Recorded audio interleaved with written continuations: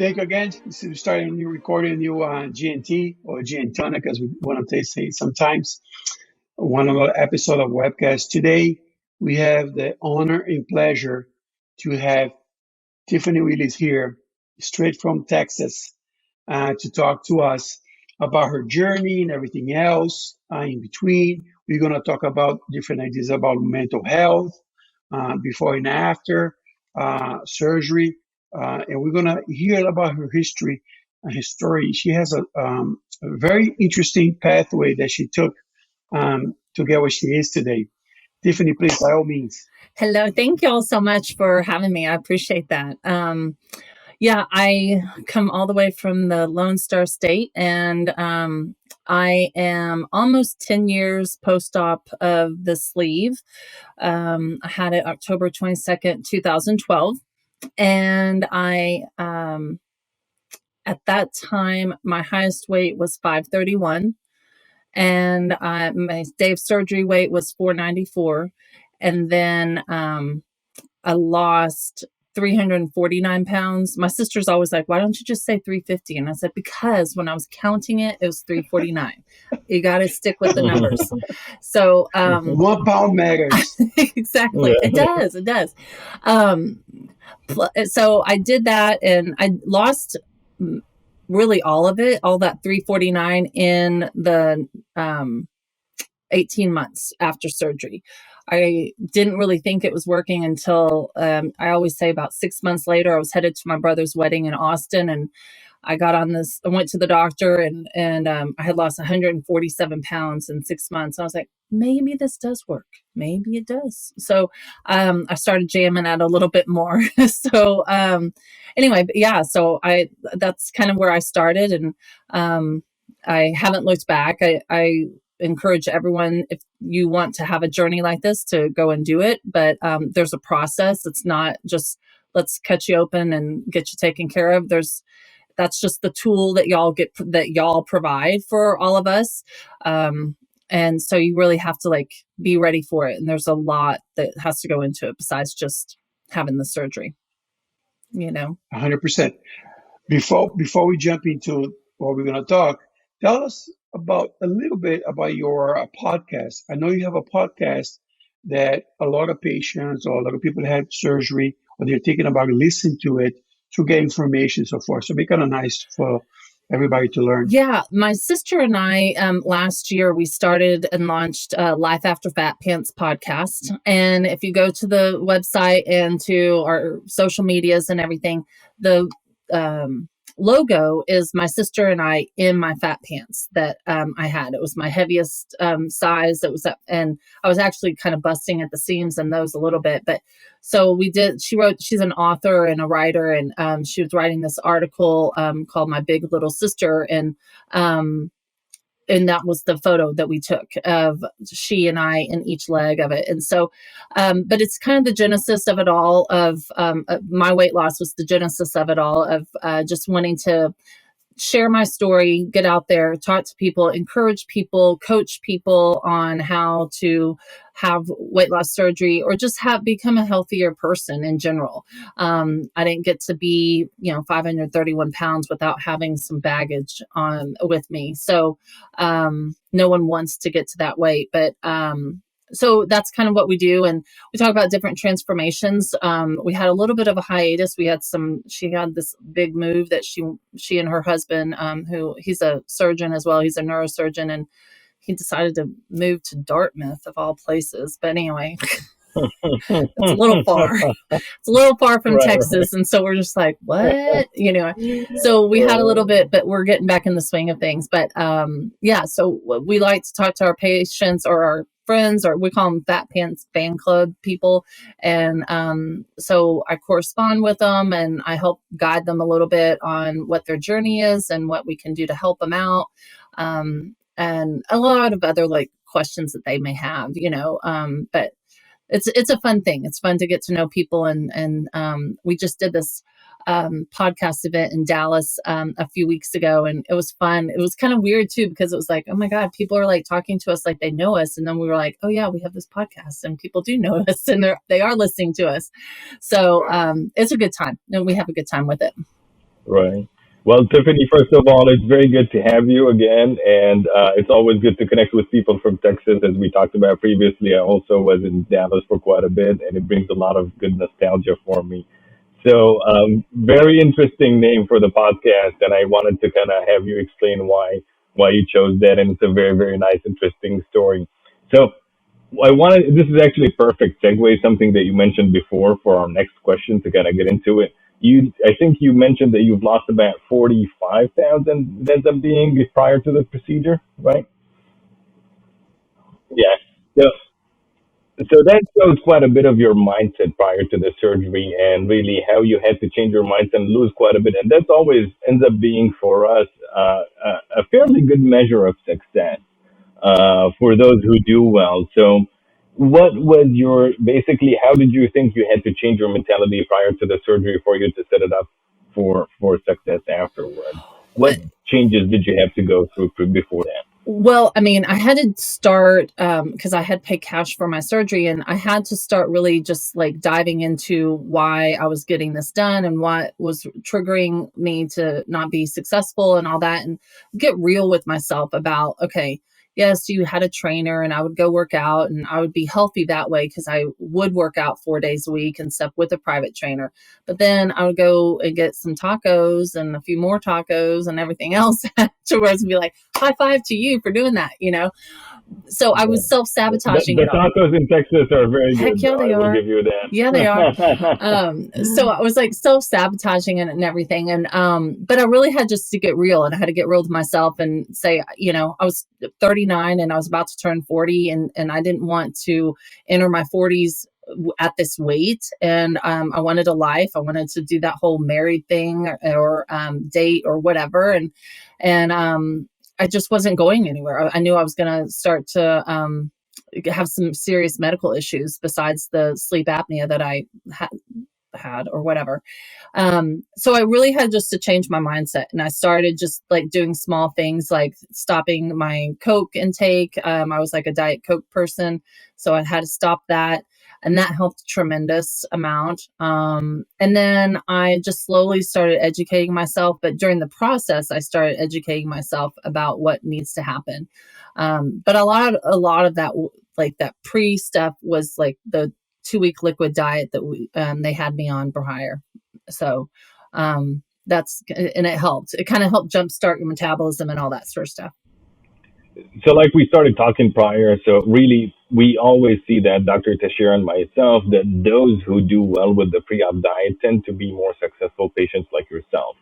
And it really shows a determination.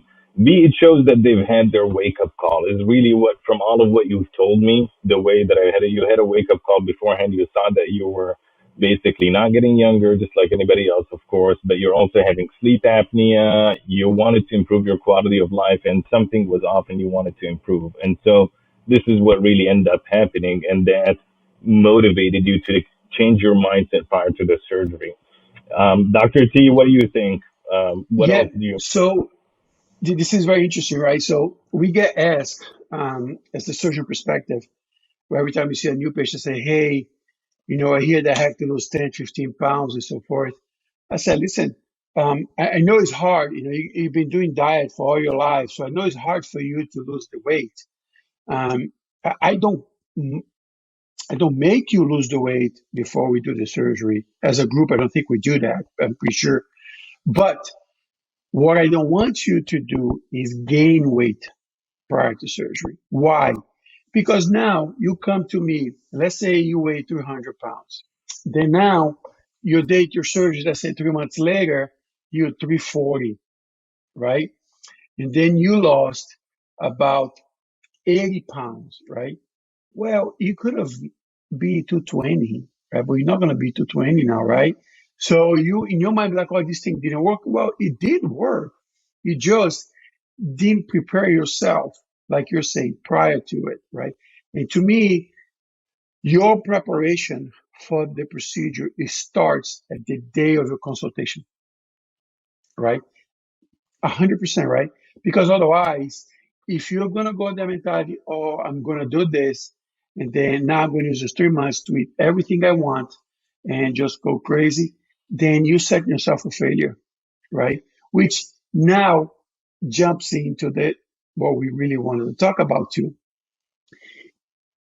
With that failure, right, that you think you had, right, it comes the mental component, right? My question to you is that how did you prepare yourself before the surgery? Because you had to. For you to have lost that 45 pounds prior to it, it's not just a lifestyle component, it's also a mental change that you had to go through. And in my view, and Dr. Gunner's view too, I'm pretty sure because we really think a lot, is that that is the hardest part of the whole process. Surgery is very easy. People think focusing on surgery is the easiest part. The mental change in my mind is the hardest. Please explain to us how you did it. I totally 1,000,000% agree with you. I mean, I think that the surgery part is like the easier part of things. It's the mental lifestyle change that you have to get. For me, I started to have the mindset like, okay, I have to do this. I was going to have to pay cash. I was like, okay, if this doesn't work, then I've given everything I can. But that really wasn't true until I sought out therapy. Because as I said, you don't get to be 531 pounds without some issues. And so I really had to deal with those issues that I was thinking I had dealt with, but I really hadn't. You know, I was abused as a child. My sister and I talk about that, so it's not like a secret. We were abused as children, and she took it a different way. She was like really a health nut kind of person and like always running and in shape. But I was like, I'll just go and have that extra little Swiss cake roll or whatever, you know, and so I dealt with it way differently than she did. And so I really did take on that time to go to therapy on a regular basis. I think I was doing it weekly, and really prepare myself for that because I didn't want to fail at this.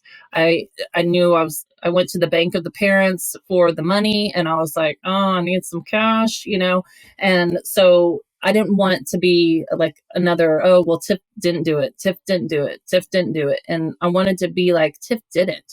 But then for myself, I wanted to do it. And so my therapist really helped me out a great deal. And we got into the who, what, when, where, and why of like why I was doing this. Why was I triggering myself? Why was I putting myself in those positions?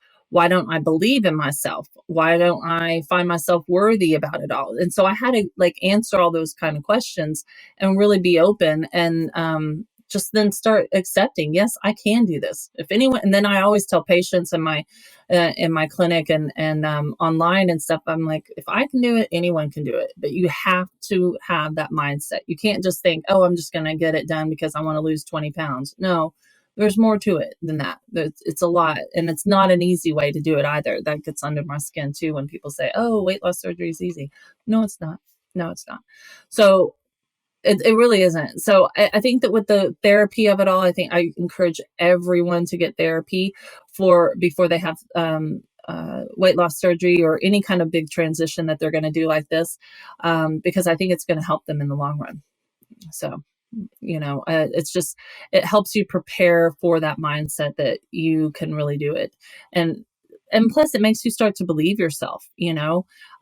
It's not like you're just out there willy-nilly and just thinking, oh, I can do whatever and I can eat whatever. And yeah, you can eat whatever, but there's consequences to what you eat, and you have to learn that. You can't just go and have the big corner piece of a cake like I would do, and think that there's not going to be any kind of repercussion to it. You know, it's like you have to know, because you have to learn the psychology of the food and what you're eating and everything, and then take it from there. Doesn't mean that I'm perfect. I mean, I have my bad days still, but I always have to go back. I don't want to get to back that 531 pounds. That's my fear. Right. Right. And I think also a big part of this problem with obesity, disease, the chronic disease of obesity, is that a lot of those consequences, like you said, of eating that whole piece of cake or so on and so forth, is that you might feel fine now. The consequences are not immediate. Whenever pain is involved, patients tend to seek medical care quite quickly, right? There's nobody nowadays, I would say, that has a perforated appendix that walks around and says, oh, I'm okay. If they're in pain, they're going to come to the hospital. They're going to see a doctor. They're going to get their surgery. The problem is that with this, they don't have any pain immediately, but then all of a sudden, 10 years out, they have diabetes, which doesn't hurt, but pretty much eats their body. They have heart disease, but also at this point, there's nothing much to do other than maybe have a heart cath and put a stent in. They have high blood pressure. Oh, they think it's okay until it causes a stroke, until you pretty much might end up losing all of your life afterwards. Right. And honestly, with surgery, sorry, go ahead. Yeah. No, I said 100% agree with you, Dr. Gunham. Is that I'm going to call you Muhammad, man. I can't call you Dr. Gunham. I'm sorry. I mean, You and we Tiffany, work you and together, we operate yeah, together. I mean, come on yeah, now, I can't do this. you and I call you Tiffany Dr. both. Gunham in front of the whole Yeah, staff. yeah. You and Hey, Tiff both yo, I can call mean, me Muhammad. yeah, I Right, can't just do that anymore. right. So, so yeah, I mean, it's all of that you were saying, the diseases that come within time, right? That's what I tell the patients, right? I mean, we talk about this all the time in the office. There is no such a thing as a healthy obesity patient, right? That's the unicorn, right?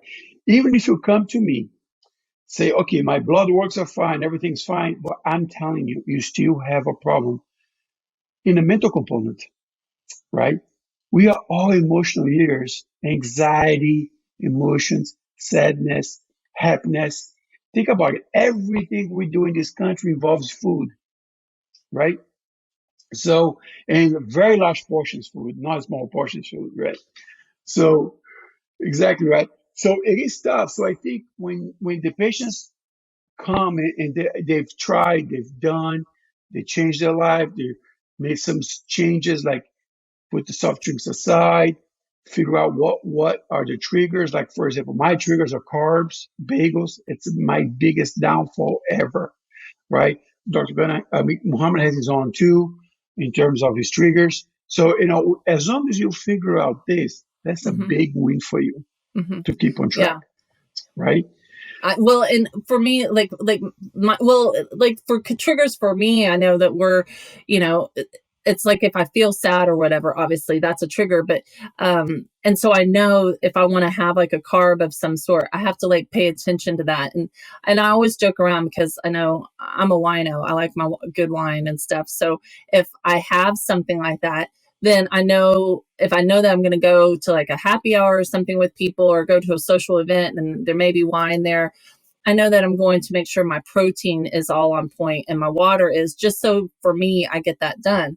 But that doesn't mean that I don't have my bad times when I'm like when my parents passed away in the last few years, it was a hard time. And so I didn't either eat very well and at all, like I would just maybe do shakes or something, or I was just eating the wrong food just because I was in that emotional part of things. And so I had to snap out of it with people and be like, okay, come on, let's get back to this. Let's not like, that's not what your parents would want to do and all that sort of stuff. And so that you do have to learn to talk to. It's not just a one and done where, oh, I'm going to have surgery and all this sort of stuff. And then you're never going to have to deal with all your emotional stuff. Because as we've said, life is about emotions and we deal with it all the time.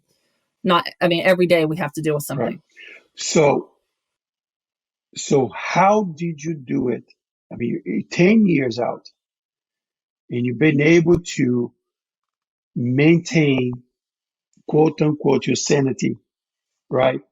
Because it's difficult, right? I mean, we do see. So just to give a little bit background on our practice, we do what we call the bread and butter, right? Sleeves and bypasses, right? We do all of that. But we do a lot of duodenal switches here.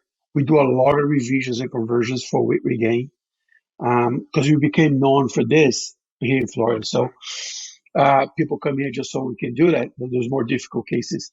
And it's always interesting.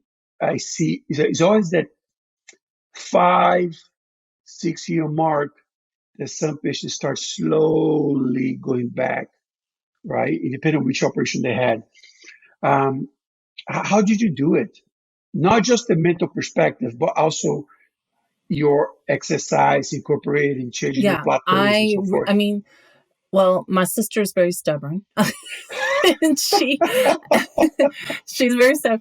And she's like, Tiff, you have to like get out there. Let's go work out. Let's go walk. But really, for me, I wanted to start doing all of that. I started do like last in November. I was supposed to do it back in 2020, but that little COVID thing happened.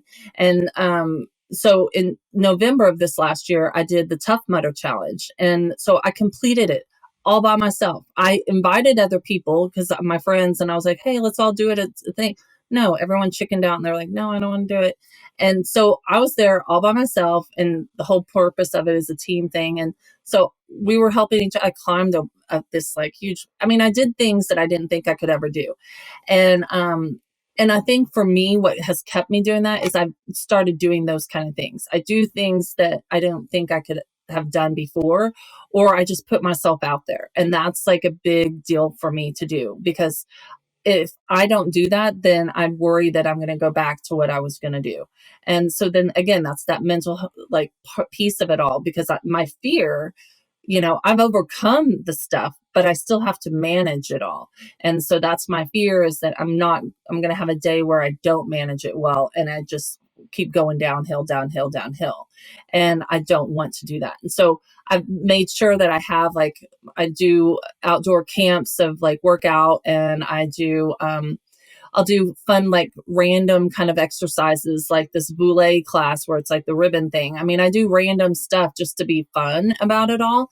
But it also just keeps me in check and makes me want to make sure I'm doing it right. And then with my food, again, when we're out at the lake and we're on the boat having a good time, I make sure I have like good, like proteiny, like hummus and things like that for me, while they, gorge down the beer or whatever. And I'm like, okay, I'll be this person, or I'll eat ahead of time or something like that, And so I that's what I try to do. I'm not successful all the time, but I feel like I'm pretty good. Right. And so it sounds like you're fairly active now, and you mentioned that your sister is also very, active as well herself. So I'm pretty sure people told you beforehand, and I'm pretty sure you've tried it yourself. You've tried probably exercising and dieting prior to the surgery, and yet here you are, right? So it didn't work for you, and this is something that I always tell the patients beforehand, that once you hit a certain BMI, diet and exercise alone don't work to get you back to normal. They may work temporarily or momentarily, but they're not going to be a long sustainable option. And I do want you to do that afterwards, because that's where your surgery comes in. But prior to the surgery, when you diet, what happens is that you're really cutting down your calories into half potentially, or maybe even less. You're losing weight. It does work momentarily, but you're still starving yourself. Your body doesn't understand that you don't need 4,000 calories anymore. 2,000 calories would do. And so you when you're constantly starving, it is eventually doomed to fail. You may do that for a month, maybe 2 months, but eventually it's not sustainable. Something happens, and then you end up losing your will, and then you end up gaining the weight. And with exercise, it is very good for you, whether prior to the surgery or afterwards. But prior to the surgery, usually it only increases your hunger as well. You still need to do it because it's very good for all of your body. But this is just important to clear that misconception for people who haven't had surgery or do not suffer from obesity and think, oh, just diet and exercise and you'll be fine. It does not work. It doesn't. And then I think again, going back to the mental part of things, it's like you can be, and I did it all the time, but I would work out and think, okay, I'm doing really good. And then I would go self-sabotage because I didn't see the results that I was hoping I would see, either the change in the size or the muscle mass or something like that. Because of all the fat that was around me, I just was like, okay, I'm not seeing it. So if I'm not seeing it, I must not be doing right, and something's wrong with me. So I'm just going to go and have all those tacos at Taco Bueno or whatever, And so that's how, so I think we self-sabotage a little bit because we're not seeing those results. It still is good that we're doing it, like you said, but it's still really hard. Right. And there's enough data. It is, and there's enough data to show that your body now takes in 4,000 calories, for example. You cut it down to 2,000. It doesn't understand that my new standard needs to be 2,000. It's going to keep pushing you like a spring to go back to that 4,000 to the 4,000 calories a day, or to that baseline weight that you've had as an adult pretty much most of your life. Right. Yeah, because Right. Right. correct, correct, correct. The other thing is that it keeps this continual spiral, right? I mean, it's a circle that is hard for you to get out of it, right? So that's where surgery comes in. The surgery puts a break on that circle, right? So when you push that brake and you start seeing the results, then it becomes more motivated and so forth. There's a lot of hormonal changes. That's when you kick in and you do great. But but the surgery is not the answer for all, right? You still have to do it. It's just a tool. Doesn't matter which operation you have. It's just a tool to keep you on the right track, but you have to do your part of the game, right? And the trick part here that people don't understand is this, right? Is for the surgeon, yeah, I can do a sleeve on everyone. I can do a bypass on everyone, right? A switch on everyone. The question is, how do we know which operation is better for patient X, Z, and Y, right? That is the marriage of the right patient with the right operation, right? If a patient comes to us and we tell them, hey, I think you should have this operation because of this, and this, and this, and this, right? It's because we're looking at it for that 10, 15-year result. I don't care about the 3-year result. 3-year result, we can get it easy. But for me, I want to see you for life, right? Long term, right?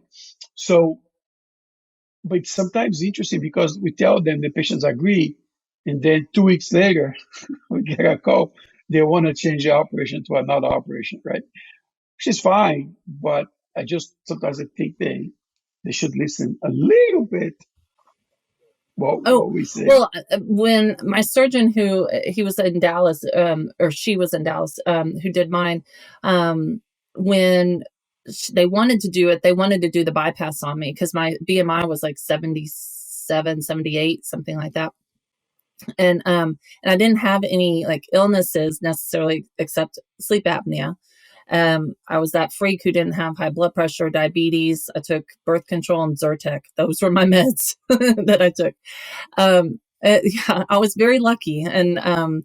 But what I just lost my train of thought for a second. But what I think happens too is that for me, they wanted to do the bypass on me, but I chose the sleeve, and it was all just for financial reasons. The bypass was going to be more expensive, but she thought that because of my least comorbidities that I would be fine with it, and I felt like I've done pretty well at that. So, but I agree, you have to talk to your surgeon about it. Right. Well, I think a big part of this, what we talked about, and the patients also changing their surgery, is that, we are in the era of social media, right? And so they go on into a Facebook group or whatever, and they see a lot of information, which this can be very, very helpful, right? The social media aspect, they get support they've never could have gotten before. And I love that part. But also sometimes you're getting advice from people who are not medical professionals. And so we go into that spiral that, oh, Tiff had the sleeve and was successful. Then I don't want the bypass. I need the sleeve. Well, okay, no, hold on. But you have bad reflux. It's not going to be very good for you. Or you have a big hiatal hernia, right? Or so on. But they don't know those details, right? So, the pros and cons of social Yeah, media you again. really do, because I think on Mhm. top of that, I think I see it all the time when I talk to patients is they'll be like, well, my cousin's sister's brother had it and they either died, or my cousin's sister brother, they had the bypass, but then they gained all their weight back. And, they have all these things. And I say, well, whoa, we're talking about you. You have to really focus on what's going on with you and your health. And that's where we have to start. You're going to have negatives out there and sad things happen to people, unfortunately. But at the same time, on the regains, I always think about, okay, well, did they follow the right steps? Did they follow the rules of the game? Or did they just go back to their old habits, and did they deal with all the traumas they may have brought into the picture with, and so there's a lot of variables that are out there that I think that, like you were saying, I mean, again, it's just not an easy fix. It's not, I always say it's not Botox. No, It's, no, for sure, for It's not a Botox clinic, right? It's not. It's not. So, a question for you, Tiffany. If you had to do all over again, what is that you have done different? I know you prepare yourself very well mentally, physically, and also afterwards. Is anything that you said I would have done this different? Two things. I would have done it sooner. And I think that's a very common thing that a lot of people who've Mm-hmm. had the surgery and are successful at. And then the second, Mm-hmm. I would have started exercising and working out more. And not just thinking, oh, I'll just drink the shakes and the weight comes off and I'll be happy ever after. Correct. I think because it affects like the skin and the elasticity and all that sort of stuff. And I do have loose skin, and I haven't gotten plastics done yet because it kind of freaks me out a little bit. So I'm like, oh, I don't know if I want to do that. So, I always say if people are going to see me, they're going to be drunk on a lake or in another country. So it's all good. But, so I'm like, okay, we don't have to see that. So, but those would be my two things that I would do. I would have done it sooner, and then I would have started working out a little bit sooner than I thought, because I didn't start working out until after that 6 months or so. And I think that that's a critical time in that, as you're learning how to do everything. And so that's what I would have done different, for sure. It's all about your muscle mass, right? I mean, what I would tell the patients is you want to lose the fat mass. You don't want to lose the muscle mass, right? So the same thing when patients go to plateau, because there is a point you're going to have several plateaus, right? And you just have to change a little bit the diet perspective, or sometimes change a little bit. Like if you're doing a lot of activity in the morning, do in a week, do like in the evening, and then go back to normal. And then you trick your body and start losing the weight. But when you reach the plateau and your clothes still getting smaller, that means you're trimming, right? So your muscle mass is going up, your fat content's going down. So that's how it works, right? It's not just about It's not the the number. It's pound, not the number. right? It's about It's not. And I tell that to everyone, because everyone's like, well, what's the weight, the number that you wanted to get down to? What's like your goal weight? And people will even ask that today. It's like, oh, did you meet your goal weight? It's like, I never had a goal weight. I truly never said, oh, I want to be 123 pounds. That was like not even a possibility. But I all I wanted to do was I wanted to have what I call my tuck-in size. If I felt good tucking in a shirt, then I feel good, and that's how I am now still. It's like, if I feel good and comfortable in things, then I'm at the right weight that I want to be. And I did feel like I got a little thinner than I felt comfortable, but I think I was uncomfortable about it because it was the not the norm. I hadn't been used to it. I hadn't been that size and since I was probably 5 or something, but so it's like I had to get used to all of that kind of lifestyle of it. I mean, we joke around about how like I didn't understand what this was, the clavicle bone, your collarbone, and my sister was like, yeah, it's your collarbone. And I was like, where did it come from? And so because I had lost it was all covered up. And so, yeah, but it's fun, but yeah. I agree with you. It's a different you, right? It's a different you that you also have to work your head, because sometimes you look yourself in the mirror, Oh, you're still yes, thinking all the you're time. overweight, obese. In Yeah, reality, you're all the time. not, right? Well, and you It's can even, interesting. because I was this way for 39 years. You know what I mean? I was overweight and I had bad habits and things like that for 39 years.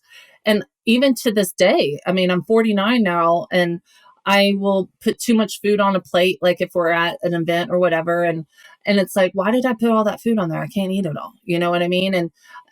Or like I'll sometimes go buy bigger shirts or clothes when it's like, why did I do that? Because it's just like one of those reflex things where you just kind of look both ways kind of deal.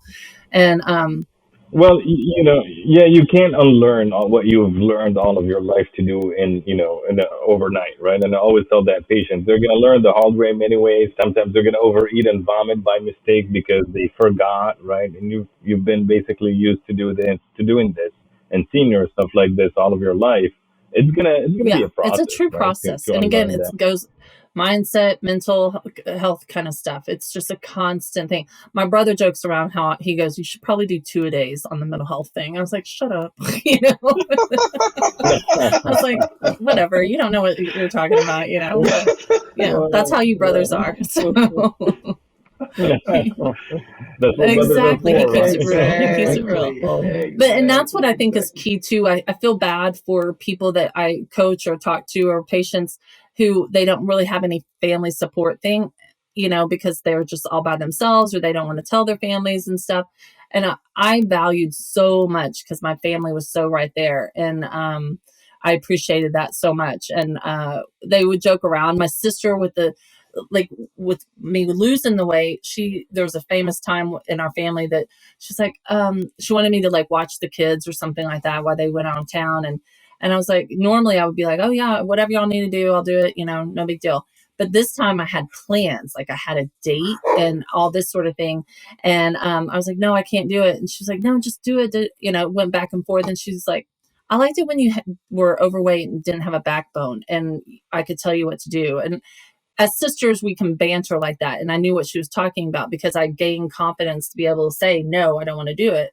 I want to do what I want to do and I'm valued. So, it's those little things, those little moments. Sorry if you can hear my dogs, they're barking. Yeah, it's all right. Good. I love it. Dog people. We do. So they're like, Mom, come on. We got to go walk. So mine is sitting in the yard outside and she's enjoying it basically. Yeah, she could sit in the yard all day long. They had the doors open, they could totally go do that, but they're like, no, we want to be by you, so whatever. Yeah. So I know we passed your time, but let me tell you something. It's super easy to talk to you, right? Pretty approachable, super friendly, which is awesome, right? We could carry this conversation for many more hours. I have no doubts about that, right? If anyone wants to contact you, what's the best way to contact you or follow you and all this good stuff? If anyone wants to contact me, they're welcome to get information through y'all, but also just go to our website, Life After Fat Pants Podcasts. Our emails are right there. They can leave me a message. They can find me on all my social medias. All of that's again on Life After Fat Pants podcast.com. And I'm happy to help anyone out. If they have questions, random stuff, I'm an open book. I'm like, you can ask me anything and I will, if I don't know, I'll try to find the answer, but I'm an open book. So yeah, anyway. Perfect. And to those listening, if you're not following Life After Fat Pants, please go ahead and do that. It's a wonderful podcast and you're going to learn a lot from it as well.